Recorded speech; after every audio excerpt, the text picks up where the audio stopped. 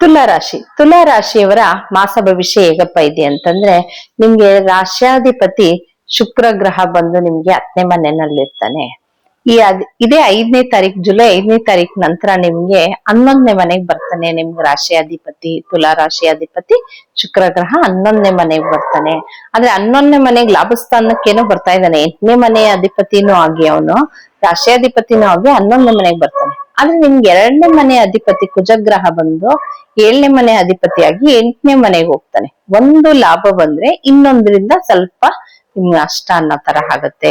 2ನೇ ಮನೆ ಅಧಿಪತಿ ಕುಜಗ್ರಹ ಯಾವಾಗ 8ನೇ ಮನೆಗೆ ಹೋಗ್ತಾನ, ಮನೆಯಲ್ಲಿ ಒಂಥರ ಸ್ವಲ್ಪ ಸಮಸ್ಯೆ, ಏನೋ ಒಂಥರ ಕಿರಿಕಿರಿ, ಇಲ್ಲ ನೀವೇ ಹೊಂದ್ಕೊಳ್ಳೋದಿಲ್ಲ ಮನೆಯಲ್ಲಿ ಕುಟುಂಬದವ್ರ ಜೊತೆ, ಇಲ್ಲ ಕುಟುಂಬದವ್ರದಿಂದ ದೂರ ಇರೋದು, ಏನಾದ್ರೂ ಒಂದು ಸಣ್ಣ ಪುಟ್ಟ ಕಿರಿಕಿರಿ ಮಾಡ್ಕೊಂತಾನೆ ಇರ್ತೀರಾ ನೀವು. ರಾಶಿಯಾಧಿಪತಿ 11ನೇ ಮನೆಯಲ್ಲಿದ್ರು ಕುಟುಂಬಾಧಿಪತಿ 8ನೇ ಮನೆಗೆ ಹೋಗಿರೋದ್ರಿಂದ ಮನೆಯವ್ರ ಜೊತೆ ನೀವು ಏನಾದ್ರೂ ಒಂದು ಜಗಳ ಮಾಡ್ಕೊಳೋದು, ಕಿರಿಕಿರಿ ಮಾಡ್ಕೊಳೋದು ಏನಾದ್ರೂ ಮಾಡ್ಕೊಂತಾ ಇರ್ತೀರಾ.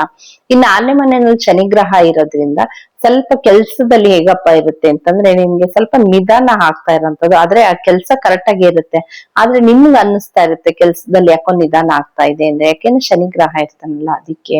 ಮತ್ ನಿಮ್ಗೆ 11ನೇ ಮನೆಯಲ್ಲಿ ಕೇತು ಗ್ರಹನು ಇದ್ದಾನೆ ನಿಮ್ಗೆ. ಮತ್ 9ನೇ ಮನೆಯಲ್ಲಿ ರವಿ ಗ್ರಹ ಇದ್ದಾನೆ. 11ನೇವನು 9ನೇ ಮನೆಯಲ್ಲಿ ಇರ್ತಾನೆ.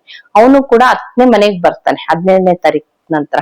ಯಾರೆಲ್ಲ ಕೆಲ್ಸಕ್ಕೆ ಎಲ್ಲಾದ್ರೂ ಟ್ರೈ ಮಾಡ್ತಾ ಇದ್ರೆ ಸಿಗ್ತಾ ಇಲ್ಲ ಅಂತ ಅನ್ಕೊಂತೀರ, ಅಂತವ್ರಿಗೆ ಈ ಟೈಮಲ್ಲಿ ಕೆಲ್ಸ ಚೆನ್ನಾಗ್ ಸಿಗುತ್ತೆ ತುಲಾ ರಾಶಿಯವ್ರಿಗೆ.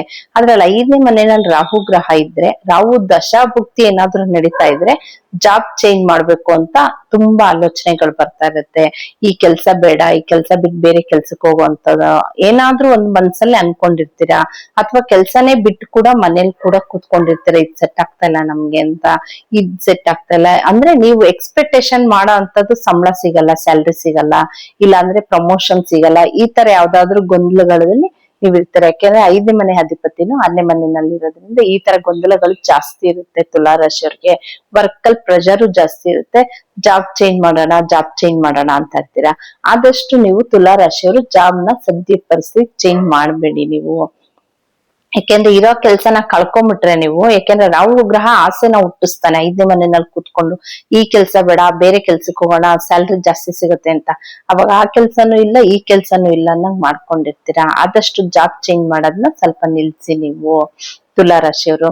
ನೀವೇನಪ್ಪ ಪರಿಹಾರ ಮಾಡ್ಕೊಬೇಕು ಅಂದ್ರೆ, ತುಲಾ ರಾಶಿಯವರು ಆದಷ್ಟು ಕುಜಗ್ರಹನ ಆರಾಧನೆ ಮಾಡ್ತಾ ಬನ್ನಿ. ಸುಬ್ರಹ್ಮಣ್ಯನ ದೇವಸ್ಥಾನಕ್ಕೆ ಹೋಗಿ ಒಂದು ಗಣಗ್ಲ ಹೂವನ ಕೊಟ್ಟು ಬರೋಂಥದ್ದು, ತೊಗರಿಬೇಳೆ ಕೊಟ್ಟು ಬರೋಂಥದ್ದು, ಈ ತರ ಏನಾದ್ರೂ ಪ್ರತಿ ಮಂಗಳವಾರ ನೀವು ಒಂದು 42 ದಿನ ಅಂದ್ರೆ ಆಗಸ್ಟ್ 2ನೇ ತಾರೀಕುವರೆಗೂ ಇದನ್ನ ಶಾಂತಿ ಮಾಡ್ತಾ ಬನ್ನಿ. ನೀವು ಕುಜಗ್ರಹನ ಆರಾಧನೆ ಮಾಡ್ತಾ ಬನ್ನಿ. ಒಂದು ಕುಜಗ್ರಹದ ಒಂದು ಶ್ಲೋಕ ಹೇಳ್ತಾ ಇರೋಂಥದ್ದು, ಈ ತರ ಏನಾದ್ರು ಮಾಡಿದ್ರೆ ನಿಮ್ಗೆ ಸ್ವಲ್ಪ ಕುಟುಂಬದಲ್ಲಿ ನೆಮ್ಮದಿ ಸಿಗುತ್ತೆ.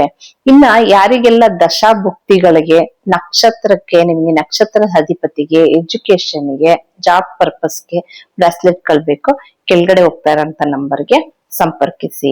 ಇದಿಷ್ಟು ಬಂದು ತುಲಾ ರಾಶಿಯವರ ಮಾಸ ಭವಿಷ್ಯ.